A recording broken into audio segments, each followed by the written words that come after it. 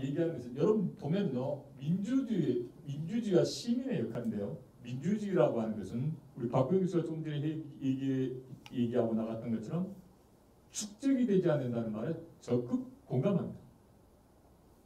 그러려면 시민이 깨어 있어야만 돼요. 시민의 역량이 중요합니다. 시민의 역할이 중요하다는 거죠. 어느 정도 시민이 깨어 있느냐, 어느 정도 시민의 그러한 역량을 가지고 있느냐, 비판과 저항 정신을 가지고 있느냐에 따라 달라집니다. 자, 시민에 대해서 얘기를 하겠습니다. 먼저 신민과 시민에 대해서 얘기를 좀 해볼게요. 신민하면 여러분 혹시 여기 계신 분 중에 국민학교 나오신 분 계십니까? 네. 초등학교 나오신 분, 국민학교 나오신 분들이 꽤 되네요. 다행입니다. 저하고 비슷한 또래가 있다는 것은 다행한 일. 이때 국민학교의 국민은 무엇의 약자죠? 황국 신민의 약자입니다. 일제 치하 때 일본이 지들이 천황이라고 하지 않습니까? 그래서 황국의 신민이라고 하는 것은 군주나 왕이 아닌 다른 사람들을 신민이라고 해요. 신민의 특징은 뭐죠? 특성은 무조건 군주가 하는 얘기를 따라야만 됩니다. 그래서 국민학교라고 했습니다. 얼마나 우리 정권 초기에 대한민국이 독립한 이후, 그 광복 이후 얼마나 무기했으면 국민학교라는 말을 그대로 썼습니다. 그때의 시민입니다. 자, 고대 그리스는 과거에 여러분 보면요, 기원전한 5세기경 이때 민주적 체제에서 이 아테네가 민주주의의 절정이 이르게 됩니다. 그때 그 이전까지만 해도 신민이라고 그랬어요.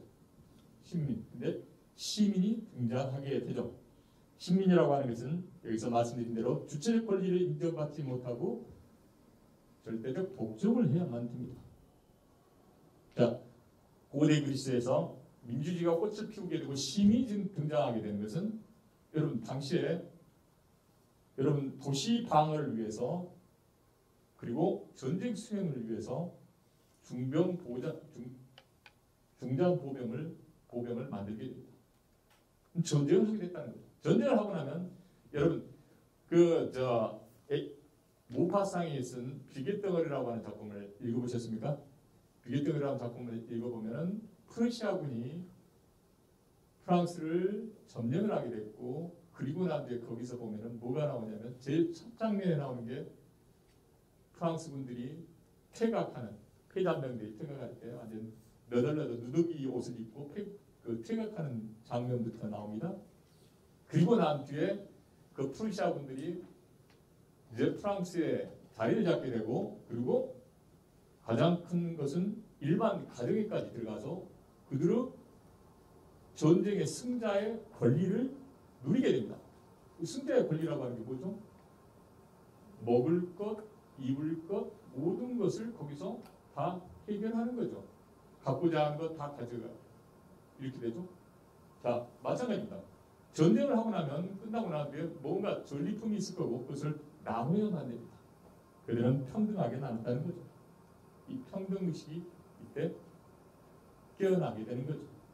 그래서 이 분배의 원칙이 잘 지켜졌다는 거죠. 이게 정치도 반영이 됩니다. 자, 가장 중요한 것은 자유와 평등의 가치를 구현하는 개념으로서의 시민의 권리입니다. 시민권은요, 자유와 평등의 가치입니다. 이거 대단히 중요한 거예요. 왜 민주주의가 축적되지 않느냐? 이 자유와 평등 때문에 그렇습니다. 자유와 평등은 뭐죠? 자유라고 하면서 속인적 권리입니다. 권리예요. 평등도 마찬가지입니다. 그런데 여러분 프랑스를 얘기할 때 3대 그 혁명의 이념이 있죠. 뭐이죠? 자유, 평등, 파괴. 파괴 아닙니다. 파괴라고 하시면 손 들어보세요. 괜찮아요. 대부분 우리 원래 파괴라고 지금 배웠으니까 파괴 아니에요. 뭘까요? 형제입니다.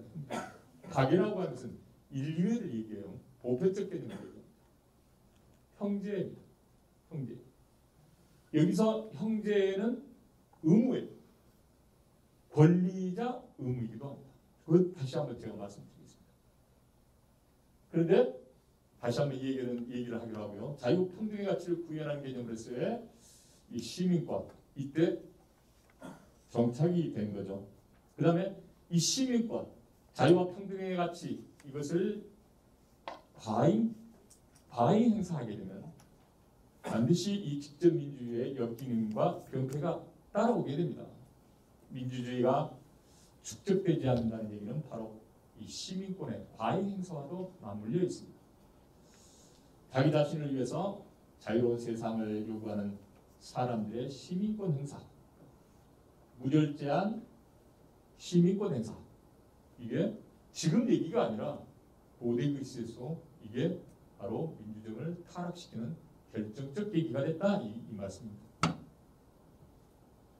이 시민의 역사와 의미를 보면요, 세 가지로 정착이 됩니다. 공간과 경제와 정치. 공간에서는 도시에 사는 사람입니다. 도시에 거듭니다. 경제적 보자면 이 도시 국가라는 공동체 내에서 아주 중요한 얘기인데요. 재산과 교양을 갖춘 사람입니다. 교양을 갖춘 사람입니다. 교양을 갖췄다는 얘기는 시민의 역량에 있어서 가장 중요한 이 부분 중에 하나입니다. 또한 정치적으로는요, 공동체 결정에 적극적으로 참여해야만 됩니다. 제가 지금 지난 11월 3일 날 이사를 했습니다. 새로 아파트에 입주를 했는데요. 화순으로 이사 왔습니다. 화순으로. 그런데 아파트에서 지금 동대표를 뽑고 자치 대표라고 합니까? 자치회장이랄까? 그런 사람을 뽑아요. 근데 그냥 나무 일이거니 하면 안 됩니다. 그분들 공약을 봤더니 너무나 천편일률적으로 똑같아요. 이게 무슨 얘기냐면 정치를 왜 이렇게 정치권을 흉내내는지 모르겠어요.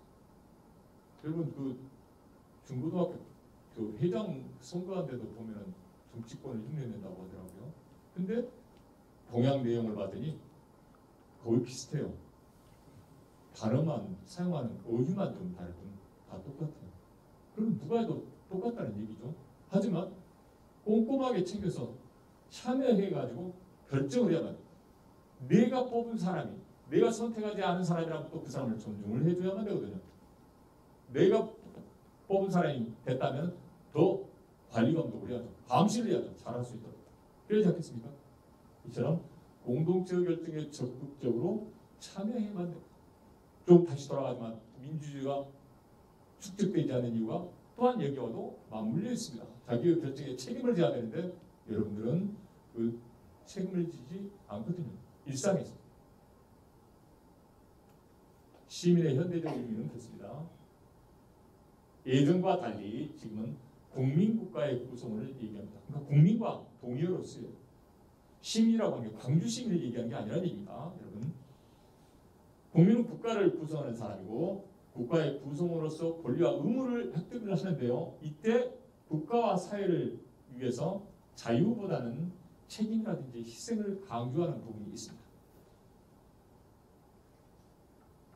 시민이라고 하는 건 그렇습니다. 중요한 얘기인데요. 국가의 주권자임을 자각을 해야 됩니다. 그리고 주권자로서 행동하고 책임지는 사람. 시민이 되려면 정당한 자격이 있어야 돼요. 그리고 시민의 책무도 수행을 해야 됩니다. 권리와 의무가 있는데 자신의 권리만 주장하는 사람. 그걸 몰시민적 국민이라고 합니다. 자, 국가와 사회 공동의 가치에 대한 공동의 가치가 무엇인가? 거기에 대한 명확한 개념을 가지고 있어야만 돼요. 그리고 국가와 사회뿐만 아니라 자신의 개인, 세계에도 요새는 국가시민이란 말과 세계시민이란 시민적 국민과 몰시민적 국민. 두 번째, 국가시민과 세계시민. 자, 국민으로서 국가를 할 때 그러니까 시민적 국민과 몰시민적 국민이라고 하는 것은 좀 전에 말씀드렸던 때만 되면 성인이 되어 자기가 누릴 수 있는 것을 요구하는 사람. 이건 몰시민적 국민입니다. 시민적 국민이 되려면 좀 전에 말씀드렸던 의무도 수행을 자신이 시민으로서의 다해야 할 책무가 있거든요. 뭐 납세 의무 이것만을 얘기하는 거 아닙니다. 공동체에 대한 어떤 가치 거기에 대해서도 같이 고민하고 그리고 거기에 대해서 뭔가가 훼손이 가치 훼손이 이루어졌을 때 거기에 비판하고 저항하는 겁니다. 자, 그래서 여기서 이제 나오는 얘기가 시민의식이라는 거죠. 국가의 주권자임을 자각하고 주권자로서 좀 전에 얘기했던 대로 행동하고 책임져야 함을 의식하는 겁니다. 시민의식이 바로 이거죠. 조금 전에 말씀드렸던 시민적 국민과 몰시민적 국민. 몰시민적 국민이라고 하는 것은 조금 전에 말씀드린 대로 일정한 연령만 되면 성리되고 국민이 되어서 자신의 권리 실현만을 강하게 요구하는 사람. 이런 사람들이 많으면 사회가 어떻게 되죠? 민주주의 실현이 어려워진다는 거죠. 과거에 민주주의를 정착시켰다 할지라도 힘들어진다는 얘기입니다. 그 다음에 국가 시민과 세계 시민. 자, 이제는 국가의 주권자인만을 자각하는 게 아니라 세계의 주권자입니다. 여러분들 보면요, 그 어린애들, 그 아프리카라든지 병든 아이들, 그런 아이들 그 도와달라고 그 광고에 나온 거 보면은 우리 국내에서도 힘든데 저걸 도와주지, 국내 도와주지 왜 저걸 하느냐고 그렇게 얘기하는 분들이 있습니다. 그건 국가 시민으로서의 얘기입니다. 세계로 눈을 돌리면 이제는 세계가 다 함께 하나의 공동체이기도 합니다. 지금 미국이라든지 이런 데 위험한 게 바로 자기 국가로만 영역을 국한하려고 하는 게 이게 문제인 거죠. 자, 여러분 지금 바이러스, 코로나 바이러스에 대한 지금 최근에는 오미크론이 나와 있죠. 그런데 지금 이게 아프리카 쪽에서 오미크론이 지금 발생을 했죠. 그 이유가 뭘까요? 간단합니다. 부스터 샷 한다고 우리 쪽 많이 갖고 우리끼리라도 살고 우리가 살겠다는 거죠. 그러니까 백신을 나눠줘야만 되는데 나눠주지 못하니까 저쪽이 열악한 상황이니까 이게 델타 변이를 넘어서 오미크론까지 나와버린 겁니다. 결국 그게 어떻게 오죠? 우리한테 되돌아옵니다. 그래서 세계 시민적 관점에서 돌아가는 거죠. 세계 시민의식을 가져야 한다는 얘기입니다. 자, 이제 분노에 대해서 얘기하죠. 분노라고 하는 것은 그렇습니다. 여러분, 인간의 자기 보존의 욕구와 그 다음에 인간다움을 지키기 위해서 올바른 가치 판단을 해야만 되는데 이 올바른 가치 판단에 기인하는 자연스러운 행위라고 얘기를 합니다. 올바른, 그러니까 분노를 하려거든. 올바른 가치 판단. 여러분 분노 조정을 장애라고 하는 게 있죠. 여러분 그 외상후 격분 장애라고도 얘기를 하고요. 공식적인 명칭은 일시적 폭발 장애라고도 얘기를 합니다. 그게 아마 원래 공식 명칭일 겁니다. 그런데 화를 못 참고 이걸 여러분 분노 조절 장애로 생각하는데요. 어떤 현상 앞에서 무기력을 느껴버린다든지 이건 역시 분노 조절 장애에 속합니다. 여러분들 그 분노 조절 장애로 화를 주체 못하는 것만 이렇게 생각하시는데 그게 아니에요. 자, 개인의 감성으로서의 분노, 개인적 그런 쪽의 분노도 있지만 사회적 분노를 지금 제가 얘기를 하는 거죠. 이 분노라고 하는 것은요, 시대의 여러 모순을 담고 있습니다. 우리 전남대학교 최유빈 교수님 제가 자랑스러워서 여기다 써놨는데요. 우리 시대의 분노라는 책을 출판을 했는데요. 여기서 나온 이 시대의 여러 모순적 면모들을 들여다볼 수 있게 해주는 창문 내지는 현미경 같은 것이라고 합니다. 그 분노를 보면, 사회적 분노를 보면요. 자, 여러분, 촛불혁명이 이루어졌을 때 그때 당시의 사회적 분노를 보면 당시에 우리 사회의 여러 가지 모순을 그대로 담고 있습니다. 볼 수 있는 거죠. 그런데 이 분노라고 하는 것은 우리의 일상생활을 살아가면서 소비되고 해소됩니다. 이게 어떻게 소비되느냐에 따라서 달라집니다. 잘못하면요, 이게 파괴적 분노가 됐을 때 위험해집니다. 어떤 사회적 불이라든지 어떤 그 극단적인 미움이라든지 배제 앞에서 그걸 눈 감아버린다든지 무관심하는 그것 역시 파괴적 분노의 기본입니다.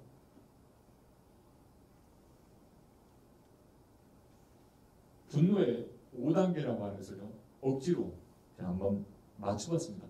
여러분 보면 오늘 강의 자료가 제가 예전에 썼던 글을 그냥 담아놨어요. 왜냐하면 이 PPT 자료를 다 만들었어요. 만들었는데 보낼 자료를 옮겨하면서 덮어씌우기를 잘못 눌러가지고요. 다 날려버린 겁니다. 제가 아직까지도 그 기계에 대해서는 그렇게 기계치거든요. 잘못해가지고 다 날렸습니다. 어젯밤까지 자료 만드느라고요. 그래서 좀 많았습니다. 근데 어쨌든 간에 죽음을 앞둔 그 임종후 단계에서 5가지 단계를 거친다고 하네요. 그게 바로 처음에 부정. 제 주변 사람도 그렇더라고요.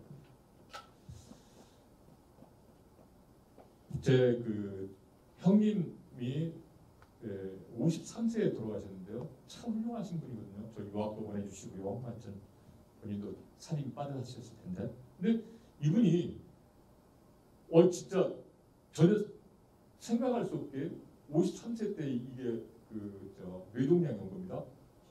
근데 가정과 직장밖에 몰랐고, 그리고 가족이라고 하는 게 자기 가족만이 아닌 동생까지 챙기고요, 부모님 챙겼고 부모님도 모시고 살았고요. 근데 자기에게 왜 이런 병이 왔는지 부정하는 단계, 못 받아들이시더라고요. 이런 거. 그랬다가 그 다음에 분노가 옵니다.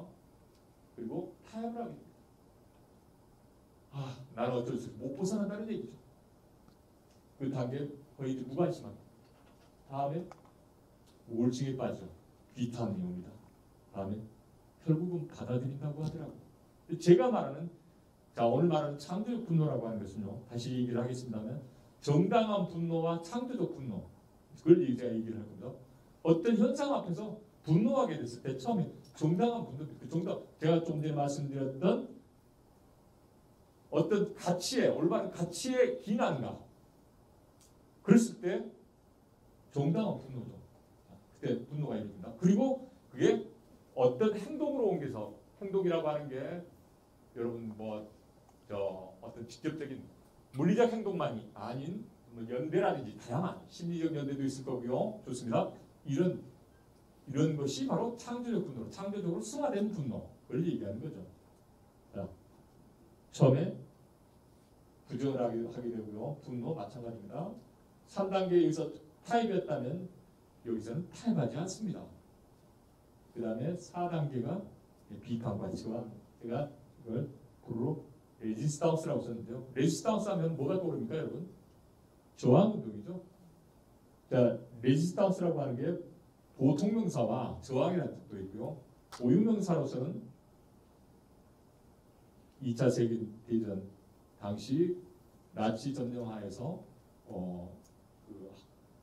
한국운동을 했던 단체를, 한국운동 단체를 레지스탕스라고 합니다. 이 프랑스에서 이 저항 운동을 했던 그걸 보면요, 우리 그 독립운동 하셨던 분들, 자 여러분 저 보면은요, 지금도 보훈처에서 그 독립운동 하셨던 분들 후예들 찾아가지고 후손들 찾아서 국가에서 이유를 해주려고 노력을 합니다만, 그것만으로서는 좀 뭐랄까요, 그분들에 대한 예우는 아닌 것 같아요. 뭐냐면 과거 청산이 한꺼번에 이루어져야만 됩니다. 과거 청산. 그러니까 무슨 얘기냐면, 과거에 그렇게 부역했던 자들을 후손들이 지금도 그렇게 잘 살고 있다면 그건 잘못된 거죠. 적어도 프랑스에서는 그렇지 않으니까요. 지금까지도 그 부역자들을 찾아내고 있습니다. 부역자라는 표현보다는요, 반민족 행위자라는 표현을 써야 돼요. 반민족 행위자들을 지금도 찾아놨습니다.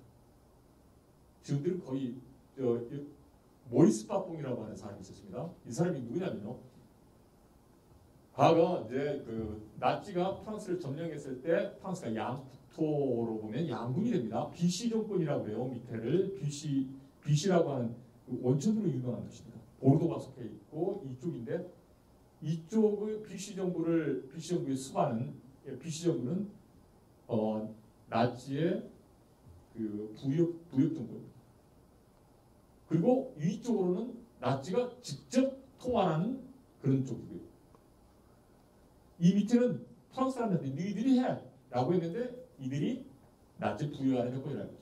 당시에 보르도 경시청장을 했어요.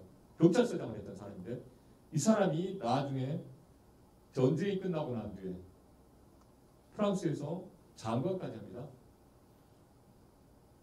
왜냐하면 그 경찰서장이 있음에도 불구하고 많은 그 유태인들을 갖다가 수용소로 보내는 이런 일들에 이 사람이 뿐만 아니라 레지스탕스 운동하는 사람들 도와준 걸로 나오고 이렇게 나오거든요. 나중에 장관이 끝나고 난 뒤 그리고 한참 세월이 흘러 퇴임을 했고 잘 살고 있는 사람인데 이 사람이 거의 80몇 살, 90살 돼가지고 재판장에 서게 됩니다. 그 수많은 세월이 흘렀음에도 불구하고 계속 그걸 찾아가는 거죠. 나중에 이 사람이 유태인들 수용소로 보낸 서명한 것이 몇 장이 나오기 시작해요. 그러다가 완벽하게 그걸 다 적어낸 거죠. 그래서 나중에 90살 넘었었는데 거의 임종에 이른 나이인데도 재판장에 세워서 거기를 갖다가 무기형님과 때렸습니다. 그리고 나중에 15년인가 감형해줬는데 살아생전에 감옥에서 못 나왔겠죠. 그런데 지금까지도 그 부역자들, 아니 반민족 행위자들을 지금도 찾아가고 있죠. 그러니까 후손들에게 예우를 해준다는 게 물리적으로 아니면 그 국가로 다시 돌아오게 해서 그분들의 유해를 갖다가 국립묘지에 모시는 이걸로 끝나는 게 아니라는 얘기입니다. 그 전에 선행돼야 할 게 바로 그런 것들이라는 거죠. 근데 프랑스는 지금도 그걸 하고 있습니다. 그걸 정의의 법정이라고 해요. 정의의 법정을 세워서 지금도 하고 있어요. 그게 바로 그들의 정당한 분노가 있고 그리고 창조적 분노가 있기 때문에 가능한 얘기입니다. 여러분 그 정의의 법정이라고 하는 게 이런 거였죠. 뭐냐면 전쟁이 끝나자마자 바로 파리가 수복이 되기도 전에 완벽하게 나치의 관리로부터 벗어나기도 전인데 그때 당시에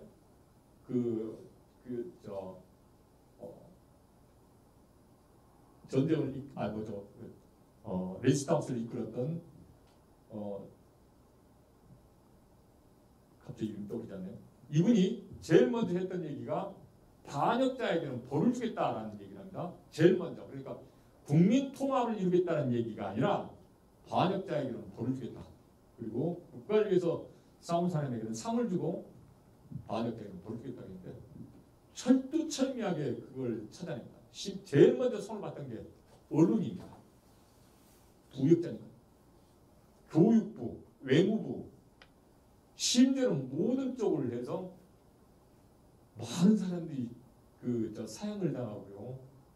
많은 사람들을 죽였습니다. 그리고 지금도 그걸 지금 하고 있고요. 그때 그게 정의롭죠. 심지어는 감정적 부역자, 감정적 부역을 했던 사람. 나치의 고위 장교들과 사랑에 빠졌던 여성들, 그런 사람들까지도 전부 단죄했죠. 그 여성들을 전부 광장에다가 모아가지고 여러 사람들이 보는 앞에서 머리를 삭발해버립니다. 뒤로 밀어버려요. 삼성과 대리라 해서 머리를 잘라버리면 어떻게 됩니까? 여성들에게서 머리를 삭발해버린다는 그것도 모든 사람들이 보는 앞에서 머리를 삭발해버린다는 것은 뭘 의미하죠? 여성성의 그 박탈만이 문제하는 게 아닙니다. 여성으로서 뿐만 아니라 완전 사람을 갖다가 매장시켜버린 거죠. 그 사람들이 어떻게 살고 있는지를 나중에 추적한 제가 유학실에 그걸 본 적이 있는데요. 그 사람들이 완전 정신줄을 놓아버리든지 아니면 국제미아가 됐든지 자살했든지 그렇게 온전한 정신으로 살아가는 분들은 없더라고요. 그렇게까지 하고 그리고 지금도 그들은 해나가고 있다는 거죠. 그래서 어떤 문제에 봉착했을 때 무관심, 그건 역시 나쁜 거라는 거죠. 스테판 헤셀이 분노하라. 여기서 이 사람이 이런 말을 했습니다. 프랑스가 처한 여러 사회 문제에 관심을 갖고 분노하기로 호소하면서 무관심이야말로 시민의 최악의 태도다 얘기하죠. 그렇다면 복수를 위한 분노, 이거 역시 나쁜 겁니다. 왜냐하면 이게 공동체의 파괴로 이루어질 수 있거든요. 잘못하면. 또한 새로운 분노 생성의 단초가 될 수도 있고. 그래서 정당한 분노와 창조적 분노를 얘기를 좀 하겠습니다. 이 파괴 지향의 분노를 창조적 에너지로 전환시켜야 된다. 여러분, 이 창조적 분노는 좀 전에 말씀드렸던 대로 정당한 분노부터 출발하는데요. 이를 조병준 씨가 사진으로 엮은 책인데요. 정당한 분노, 여기에서 정당한 분노, 그러니까 중국에서 일어난 그 사건, 천안문 사건을 지금 얘기하고 있는 겁니다. 탱크 앞을 막아선 청년의 몸속을 훑던 거대한 힘을 나는 그렇게 부르려 한다.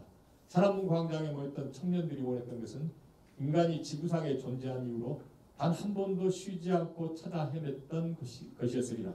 자유, 배고픔으로부터의 자유, 폭력으로부터의 자유, 독재로부터의 자유, 불의와 부패와 부도덕으로부터의 자유.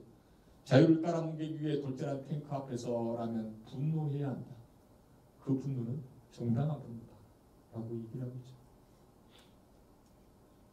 그리고 다시 한번 제가 언급했던 그 책에서 이 말이 나옵니다. 창조 그것은 저항이며 저항 그것은 창조다.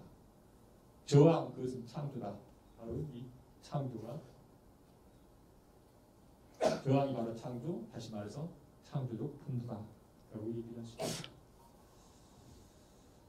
그래서 여러분 정당한 분노라고 하는 것은 그렇습니다. 모순 앞에서 피하지 않는다는 것. 그리고 역지사지라는 것. 남의 고통을 생각하지 않고 자신의 고통으로 생각한다는 거죠. 이런 점에서 이 분노라고 하는 것은 그렇습니다. 사회적 분노는, 정당한 분노는 인간의 존엄성을 위한 분노다라고 얘기를 할 수 있겠죠.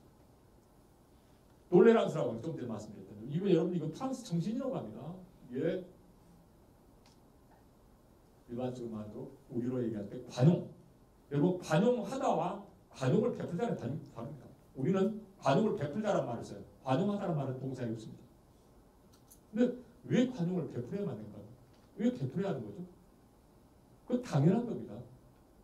차이를 인정해야만 되죠. 여러분 프랑스는요, 이 톨레랑스를 자기들의 종교가 다른 사람들을 핍박을 했고 죽였고 수많은 진짜 엄청난 왕에 의해서 왕을 죽이기도 하고 또 다른 왕은 그 종교가 다른 사람들을 갖다가 핍박해서 몰살시키고 이런 것들을 통해서 나중에 이런 게 우리의 다름을 인정하자는 거죠. 종교의 다름을 부교와 신교가 상존하게 됩니다.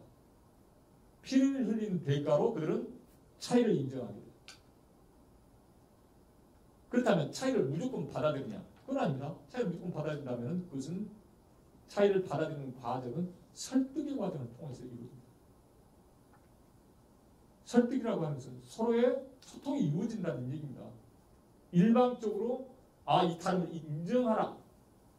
그걸 인정하라고 하는 쪽과 그걸 받아들인 쪽은 신민입니까? 왕으로부터 그걸 받아서 그것을 하해와 같이 그 명령을 받아들여야만 됩니까? 이들은 피를 흘린 대가로 바로 차이를 인정했고 그 차이를 가지고 차별하지 않는 겁니다. 우리는 차이를 가지고 차별을 하죠. 일반적으로 프랑스의 톨레랑스에 대해서 얘기할 때는 이 앵톨레랑스에 맞서는 정당한 분노가 거기에 함의되어 있다는 것을 여러분 아셔야 됩니다. 자, 그래서 결국 이 편견에 치우침 없는 공평함을 그들은 유지하기 위해서, 그걸 지키기 위해서 앵톨레랑스에 맞서는 거죠. 일상의 회복을 위한 비폭력의 참여로 승화된 분노, 즉 형제와 솔리다리티로 승화된 사회적 분노를 창조적 분노로 이끌었던 사람은 대통령도 아니고요, 일반 시민이었다는 거죠. 익명의 시민. 프랑스를 어찌됐든 간에 뒷받침하고 있는 것은 방역 후진국이지만 그럼에도 불구하고 그들의 뿌리에는 민주주의라고 하는 것은 대단히 정착하기도 힘들고 지키기도 힘들고 그런다고 하는데 그럼에도 불구하고 시민들이 어떤 시민의식을 가지고 잘 지켜나가면 가능하다는 거죠. 국가가 위기 때마다 보면은 프랑스의 똘레랑스의 정신이라든지 아니면 그들의 어떤 앞에 분노할 줄 안다든지 그 분노를 갖다가 어떻게 참여도 승화하는지 그들은 제도 속에서라는 이런 것들을 그런 것도 배워간다는 얘기입니다. 그래서 프랑스는 앞으로도 국가에도 그런 것을 담아놨고 라마스이즈라는 것 그런 것들을 통해서 그런 시민 정신을 지켜나가는 것 같다라는 생각을 말씀드리면서 끝마치려고 합니다.